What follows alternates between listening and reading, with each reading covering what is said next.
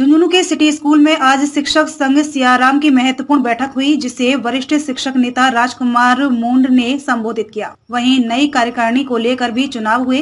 बैठक में शिक्षक नेता राजकुमार मुंड ने नई भाजपा सरकार से उम्मीद जताई कि वे रुकी हुई 3 डीपीसी को जल्द तैयार कर। इसके अलावा शिक्षकों के बकाया चल रहे प्रकरणों का भी निस्तारण किया जाएगा। उन्होंने कहा कि पूर्ववर्ती भाजपा सरकार के समय शिक्षा मंत्री वासुदेव देवनानी ने न केवल समय पर डीपीसी की बल्कि काउंसलिंग सिस्टम भी जानदार और शानदार था, लेकिन कांग्रेस सरकार में ये चीजें गड़बड़ा गई। उन्होंने कहा कि विद्यालयों में पोषाहार पकाने वाले हेल्परों और दूध के पैसे बकाया चल रहे हैं। कई शिक्षकों के प्रकरण लंबित हैं। इन सभी मामलों को लेकर जिला शिक्षा अधिकारी, संयुक्त निदेशक और जरूरत पड़ी तो जनवरी माह में निदेशक तक मुलाकात होगी। इससे पहले सभी ब्लॉक अध्यक्ष व जिला कार्यकारिणी के पदाधिकारियों ने अपने अपने विचार रखे। प्रस्तावित प्रांतीय सम्मेलन की तैयारियों को लेकर भी चर्चा की गई।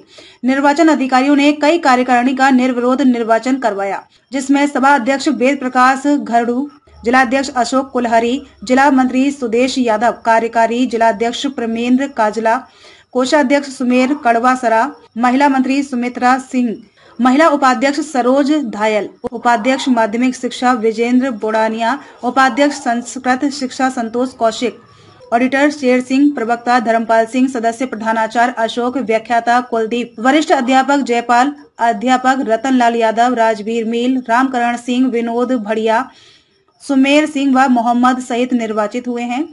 कार्यकारिणी की घोषणा जिला निर्वाचन अधिकारी निरंजन लाल व राधेश्याम मान द्वारा की गई। आज राजस्थान शिक्षक संघ सियाराम जिला शाखा झुंझुनू के निर्वाचन के लिए बैठक है और आज निर्वाचन प्रक्रिया चल रही है सुबह 10 बजे से और अब लगभग औपचारिकताएं हैं वो लगभग पूरी हो गई है। थोड़ी देर में है वो जिला कार्यकारिणी का अनाउंस है, वो जल्दी ही हो जाएगा। और इसमें अभी जो अपनी बैठक शुरू हुई उसमें सभी ब्लॉक अध्यक्षों ने अपने विचार रखे, जिला कार्यकारिणी के प्रमुख पदाधिकारियों ने अपने विचार रखे।